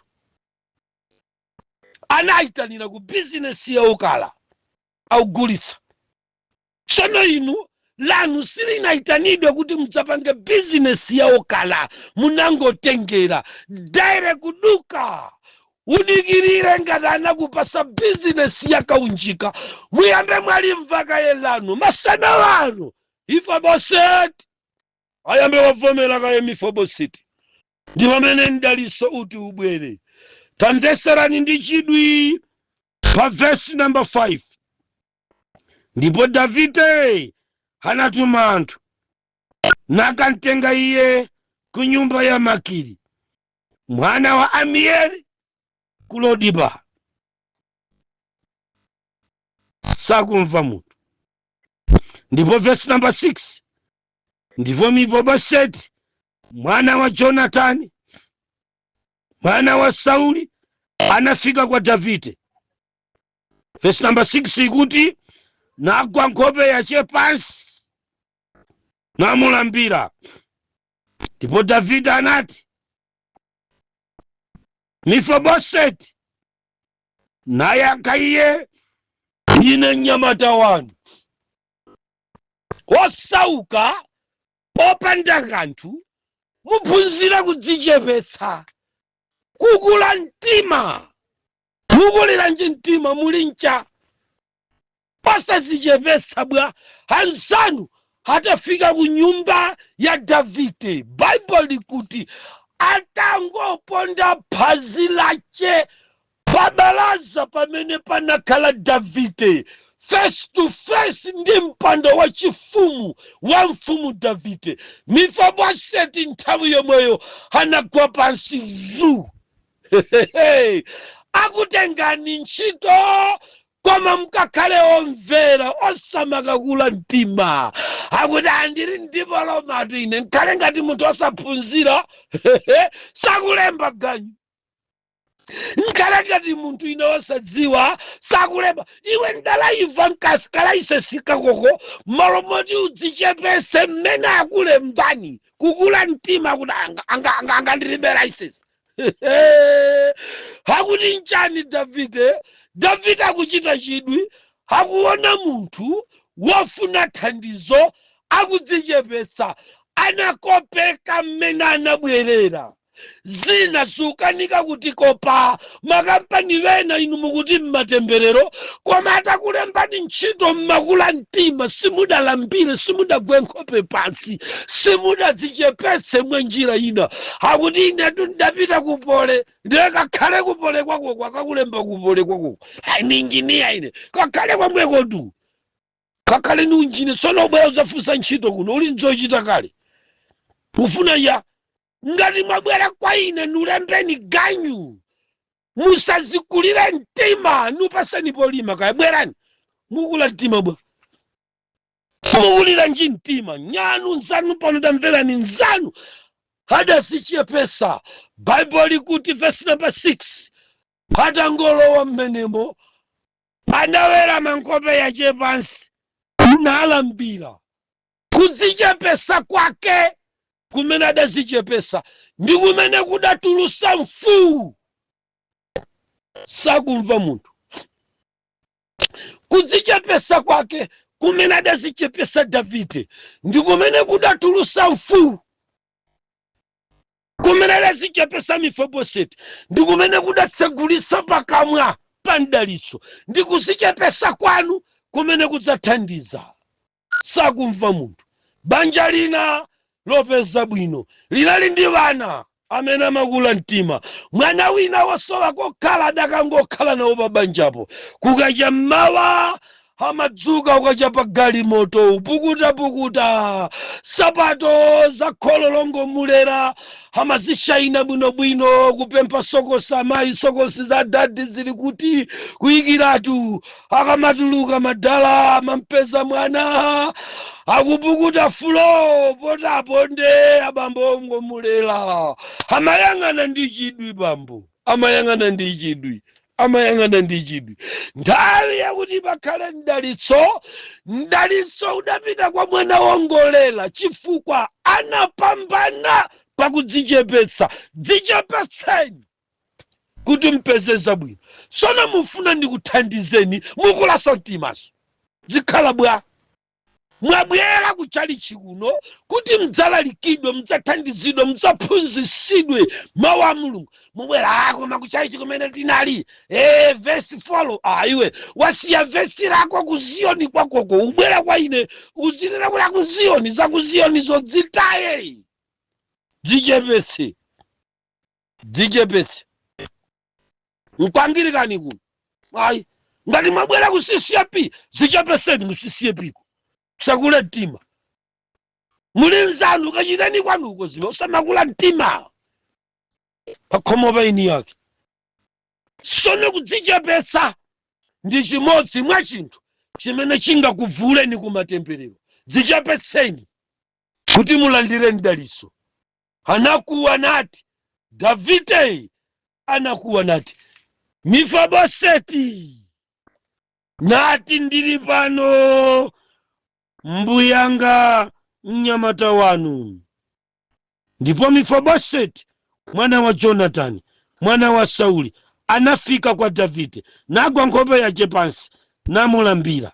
Ndipo Davide anati Mefiboseti nayankha iye ndine mnyamata wanu. Verse number 7. Ndipo Davide ananena naye usaope pakuti zoona ndidzakuchitira zokoma chifukwa cha Jonathan atate wako ndi minda yonse ya Sauli ndidzakubwezera ili chikhalire ngakhale mukuzunzika ku exile. Minda tikunena mdalitso wa atate yanu ngakhale munapita ku uchimo nkumakazunzika bwereranko mubwere pano kuti muzalandire mdalitso. Sakumva munthu kanthawi katsalaka tamverani umboni uwu. Chaka chimenecho chiyenera kukhala chaka cha 1986 kulowa 1987. Ulaliki uwu ndi umene udandisunga zinakhala motani ana Mulungu. Chaka chimenecho ndimakhala mtawuni ya Lilongwe. Kucheza kwanga ndimacheza kawale 2 cha zamakono komanso Chilinde 1. Mchimwene wanga amakhala mchilinde 1 amene ankandisunga chemwe ali nkawale 2 kwachadza anapanga ulendo wobwerera kumudzi ndi banja lawo ndiye nakakhala kwa chimwene kukawale 2 kuchilinde 1. Kuchilinde 1 nachita mwayi kudziwana ndi anyamata awiri. Anyamata amenewa ankapemphera ku Assemblies of God. Ndi kumene koyambirira ndinakamvera ulaliki wapa 1 Samuel chapter number 9 kuyambira verse number 1. Amene adalalikira anali general superintendent wa mpingo wa Assemblies of God. Koma ine kuti nkafike nchali chimo ndikamvere ulalikiwu zinakhala bwa. Anzanga amenewa ankapemphera kwa Assemblies of God analipo awiri. Woyamba anali Gerson Kaipa, wachiwiri anali Jimmy White. Kamverani. Nzanga weni amene anandidziwisa kwa Jimmy White anali Gerson yu. Kamverani. Kwa mapoka dziwana ndi Gerson ndinampeza kuti akucheza ndi Jimmy. Ndiye ine nakonda Jimmy chifukwa cha dzinali linkandigwira mtima kwambiri. Akati Jimmy White amaoneka soka chikaladi choncho anali carpenter. Nyamata amene ndi amene anandiphunzitsa kalipentala. Munthu ngati ukalipentala musamale bwino. Nango khumuda osafuna kugwiraso ntchito yo kalipentala chifukwa cha mazunzo amene ndakumana nawo pakanthawi kamene ndimagwira ntchito yo kalipentala. Ndiye ndinanena kuti sindizagwiraso ntchitoyi mpaka lero sindagwiredi. So tamverani anyamata amenewa amapemphera kwa Assemblies of God. Masiku amafika woti anyamata akupita kopemphera kuchechi kwawo. Ine Nsilamu ndiye likafika lachisanu ine ndimapita ku mzikiti. Ndikamacheza nawo ndimapita ku mzikiti pa Chilinde 2. Amathawu ndiperekeza nkukakhala panja pa mzikiti wa Chilinde 2. Ndipemphera ntuluka kunyamulana nawo. Nawo tukolo kwakamapita kukwaya. Gulu la anyamata la kwa Assemblies of God limadziwika kuti siyezi. Sakumva munthu. ndi anyamata akhwaya kumene kwamatcha kuti asiyezi aku assemblies ndi anyamata amene anali nkhwayamo. Tsopano chaka cha 1986-87 nkuti pakawala Assemblies of God mbusa ali pamenepo anali Dr. Lazarus Chakwera. Ndili ndi chifundo ndachiona pano, tamverani nkhani. Anyamatawa nthawi zonse akamapita kutchalichi kwawo amanditenga. Tsono pokhala kuti ine ndinkakhala ku banja longosungidwa la chimwene yanga alamu anga amandifinya makhalidwe ndi mazunzikanso kumeneko. Kotero kuti mwayi ochapa madzi amandivuta. Ukangouma msinje dambo la Kamuzubalakisi lija ndaona maloza lija ndiye kuti kuchapa kwavuta. Tsopano nkuti chalichi chakawalewana Assemblies of God changomangidwa kumene chimodzi mwa chalichi chokongola nthawi imeneyo ntawuni yonse ya Lilongwe inalikawala Assemblies of God chomangidwa ndi Dr. Daniel Shefa sakumva munthu. Ndiye ndikanyamuka ndanyamatawa tikalowa kumene kuja kunali mabafa ndiye ine makasamba nawo kuchapa makachapa nawo ndapeza mwayi wakuti anyamatawa ngati akupita kumeneku nanenso ndimapita nawo. Iwe ukapemphera chikhristu koma ine nsilamu koma chifukwa chocheza ndimapezeka nawo ndili pakawale Assemblies of God ndili wachichepere tu zaka zimenezo 8 chakuti. Tamverani mwachizolowezi sinadziwe kuti anyamatawa akapita kuchalichi kwawoko nkuti Shefa atamanga kumene chalichichi ndiye munali zinthu zolekanalekana zimene zidatsala mmenemu. Munali mablokobodi, munali zingwe, matwaini zomangira, malona. Anyamata Geresoni ndi nzache Jime amata akapita kumeneku ntchito yawo imakhala yoti amakaba katundu uja. Koma ine sindinkadziwa ndinkangoona kuti anzanga ali m'makobiri. Kamba kakuti tsopano adazasanduka ngati ana ongokhala pomwepo ndi amapeza nawo mwayi omatola tinthu nkumakagulitsa. Ine kumangoona kuti anzangawa akuoneka kuti ali m'makobiri. Tsopano tsiku lina chamadzulo kadzuwa kakulowa anyamata anati asetiye kutchalichi. Ine ndikuti ngakhale kwada nanyamula kajumbo kanga makabudula anga awiri ulendo kuti nkachape anzanga akamakapanga zawo nkwawo kutchalichi ine nkasambe nawo. Titafika kumene kutchalichi chili m'mawingi anyamatawo chakumadzulo anafikira kulowa m'mawingi yacha. Atafika mmenemo naona kuti akutulutsa matabwa kuyika panja kuti azikatulutsa khilipi yachitatu matabwawa kuti akwane 6 panja atali apa ine kuno ndi uko opaka 11. Ndinaona kuti chakumadzulo kwa giraundi kwa mpandawu kukubwera mnyamata amene anali nzathu amene pa nthawi imeneyi analalembedwa ntchito ya ulonda ankatchedwa kuti George. Sakumva munthu. Sono ine ndili pamenepa ndiye ndikudabwa kuti anyamata anzanga ajawira jakuthawa. Ine pakuti sakuti nkubayi ndiye ndinangoyima mpaka mnyamata uja adandipeza. Kodase bwanji ndikuti inetu ndikudabwa kuti nzanga Gere ndi Jime athawa akuti athawawa nana Jime ndikuti inde nzanga bwanji kaya mwina matabwawa atunde kuti amaba kuti inde kaya kutera kuti pamenepa mwagwiriwa kuba.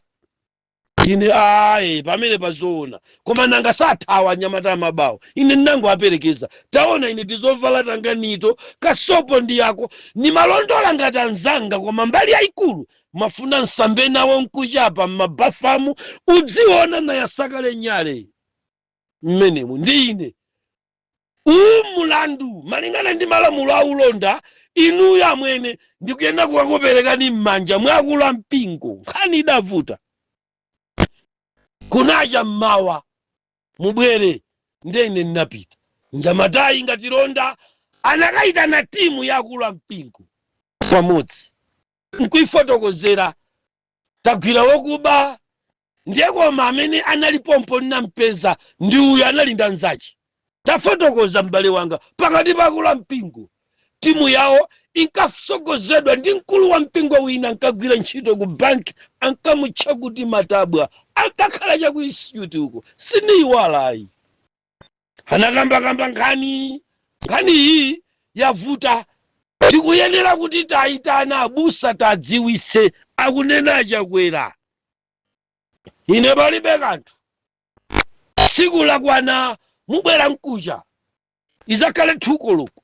Ine mmene imati 1:30 ndafika kale komatu ku milandu ndikudziwa kuti ineyo lero nkhoza ukamangidwa malinga ndi zimene achakwera akanene pa milandu yobedwa kwa Matabwa. Nakafika munthu tinalowa mu ofisi achakwera atafika ine nalowa tinalimo ine ndi achakwera. Achakwera anafunsa iwe ndiwe ndani? Ine nayankha ine nayala lonse limene lija Twaibu Ahmadu Hamidi Ali. Achakwera anati phe tabwereza dzinali Chakwera linamudziwisa kuti uyuyu akuchokera ku Lodibala ameneyu ndi Nsilamu. Umapemphera kuti? Nauza kuti ine ndine Nsilamu. Ndiye unapezeka bwanji Nsilamu kumpanda wa Khristu? Ndati ndimacheza ndi anyamata awa. Ine nkutchula mayina anzanga awiri aja ananditenga kubwera kuno koma mwachizolowezi kuno timabwera kudzacheza. Timacheza songa khale ndi mwana wanu Niki Chakwera timacheza naye kuno. Ine ndimabwerera kucheza koma kupemphera sinimapemphera kuno. Kubwera mabwera madzulo ndinabisalira kuti ndzachape nawo ndimasamba kumabafa anuwa kumene ndimakhala mozunzikirapo chifukwa nusungidwa pa khomo. Tsopano kupemphera ndati ndine Nsilamu kungoyikoka pamenepo akuti abasi palibe kanthu. Tsono zinakhala bwanji ine nkulongosola mmene zinakhalira kuti atigwire Matabwa. Tamverana anyamata inu chifundo chimene Chakwera adachita nkuti atakhalira pa tebulo achakwera akhala mbali yawo imene munthu amakhala ngati pa ofisi. Ine ndakhala m'mipando ya alendo. Achakwera anati tayimirira ndiye ndinayimirira ndinazungulira ndi tebulo iyi nkudzayima kumene akhala iwoka. Chakwera anakanula myendo yakeyi nkundiyika mu mphechepeche nkundivana ndi myendoyi mwachikondi nkundiuza kuti khala pano nkukhalira chiboda cha Chakwera. Ndi anayamba kundifotokozera kuno unabwera kuno nkukhomo kumene Yesu amakhalako ndipo kuno timafuna anthu opemphera. Kutere kuiwe ndimafuna iwe utayamba kupemphera. Ndi anayamba kundipasa mawu awiri atatu akulu olondisakafuna koma mmalo moona ndende ndimaona kuti munthu isakundipitisa ku polisi kukawale koma akuti nzibwera kutchali chingati chilango chakuba Matabwa. Ine ndinati amen mumtima mwanga ndiye ndinavomera abusa akuti wiki imeneyi Sunday we ubwere kutchalichi. Ukakapeza anzako wauze kuti asathawe abwere azizapemphera. Nkhani imene yachitikayi ndi nkhani yakuti tikoza kungokambirana nawo asazikhweze nkuthawa. Akulu natuluka linali lachinayi siniyiwala nathamanga kunsaka Jime kunsaka Gere nali kwa Chakwera andikhululukira mulandu uja inunso akukhululukirani. Pali zinthu ziwiri pamene pana Mulungu zimene tikuzipeza mu chapter number 4 ndi mu chapter chake cha number 9 cha 2 Samuel. Number 1, wandiyitana ndi kundichitira chifundo. Anandichitira chifundo mosawerengera kumene ndinali. Mukayang'ana nkhani ya Mefiboseti anachitiridwa chifundo osawerengeredwa kumene anali. Tamverani, sindinali Mkhristu ndinali Nsilamu koma Chakwera anandichitira chifundo ngakhale sinali mkhirisitu, ndili ndikuoneka ndi zizindikiro zonse za chisilamu. Pamphumipa pali chija chimatchedwa kuti nulu, chifukwa ndinkapemphera 5 times a day chikuwala pano chakwera. Akuti lero Sande ubwere kutchalichi, panalibe kuchitira mwina. Mmene ine ndinalili sinafunika ndilandire chifundo, chifukwa mbiri ya chichawa, mbiri ya chisilamu ikanampasa maweruzidwe olekana ndi ana achewa amapemphera nawo. Koma ine nandiweruza pa mwerozo wa chikhirisitu, nanena kuti usazabenso ubwere kwa ine. Osawerengera kumene ndimachoka. Mchaka ndikuti tili ndi Mulungu pano amene sakuwerengera kumene mumachoka. Ine ndidalandirapo chifundo pakawale wani Assemblies of God nachakwera akuti takukhululukira, sakumva munthu. Sopano siku loyamba kuti ine nyamuke ndipite Sande akulu azinzanga eni chalichiwo sadapite nkuti ali ndi manyazi, chifukwa pa sukulu pa chalichipo sepo panali patamveka mbiri kuti nyamata uche anadzaba matabwa. Ndiye kankali kanali kochitisa manyazi kwa anyamata nzawo ndasungwana akugulu la nyamata muja ife tichitira AY iwo amati CS. Ndiye sidalizochitisa manyazi, ndiye sadapite. Koma ine sinawerengere manyazi amene ndinali nawo, ndinanyamuka chifukwa ndinkaona kuti malomo ndisiya ku Lodiba ine mwana wa Amieli ndikupezeka kuti ndaitanidwa kugomera chakwera ndikapeza nawo thandizo, ndiye napita. Sono siku loyamba kupita kuti nkakhale pa chalichipo ndi siku limene malemu achapola amene anali General Superintendent wa Assemblies of God Kayangwa chiwiri asadakhale achakwera, amene anali President adasinthana ndi achakwera nkati achapola, ankapempheretsa pa chalichi cha pa Fozi, ndi adachoka ku Fozi kuzalalikira pa Kawale. Nditalowa mkachisi sanasegule pena chapola, anasegula 2 Samuel chapter number 9 verse number 1 mpaka kuno. Funso lao linali kulalikira kwawo kunkati, kodi alipo wina wakuti ndinchitire chifundo chifukwa cha Jonatani? Makosana ndinali osweka mtima, ndipo pamene ndinayamba kudziwa kuti akhirisitu ndi osiyana ndi asilamu. Sinamenyedwe chikhirisitu ndichosiyana ndi chisilamu. No matter muchiweruza bwanji, ndinaweruzidwa ngati mkhirisitu, malo maweruzidwa ngati msilamu. Tamverani, chinali chaka chomwecho, patangodusa chaka china ndinasamuka ku Kawale 2 kupita ku 23 kulondola mchemwali wanga ngati munthu wangosungidwa m'mabalaza mwa anthu.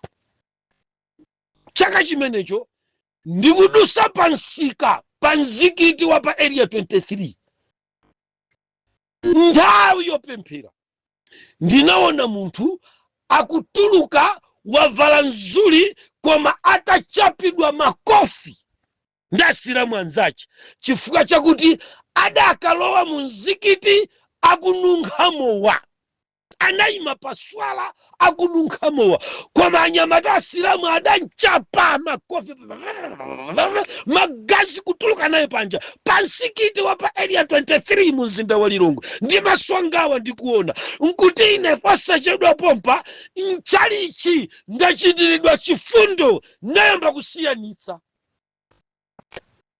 Siyanisani milungu kuti kachose matemberero wanu. Si milungu yonse imene ikoza kukukhululukirani, si milungu yonse imene ingakuchitirani chifundo, si kwa mulungu aliyense amene angachose matemberero. Ndabwera ndi mtundu wa mulungu otchedwa Yehova pamodzi ndi mwana wake Yesu amene ali ndi mtundu wina wa chifundo.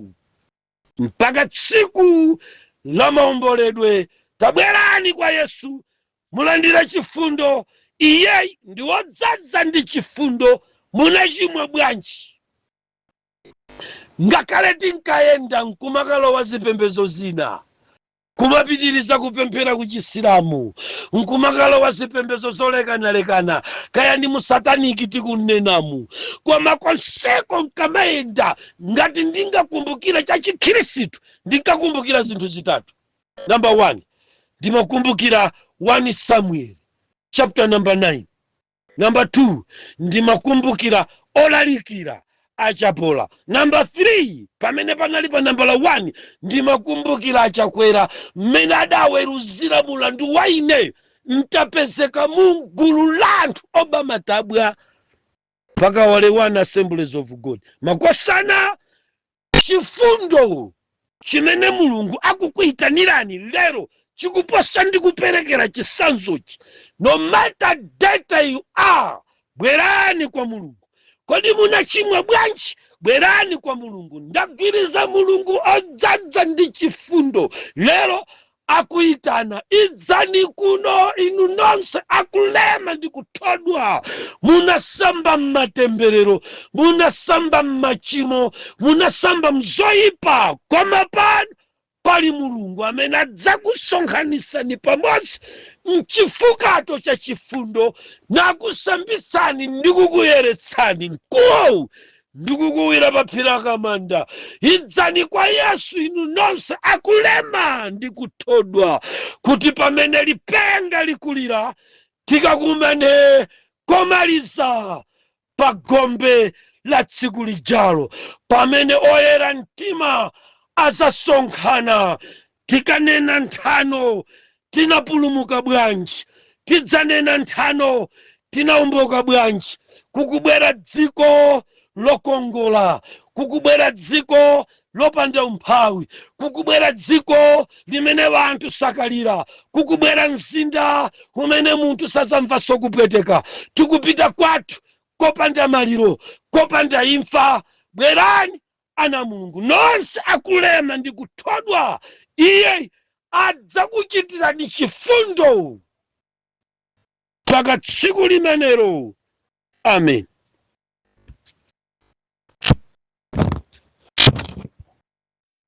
Tathokoza chifukwa cha kumvetsera utumiki wathu wa lero ochokera kwa mtumiki wathu Twaibu. Tumizirana achibale komanso ndi alongo, komanso sayiwala upanga subscribe.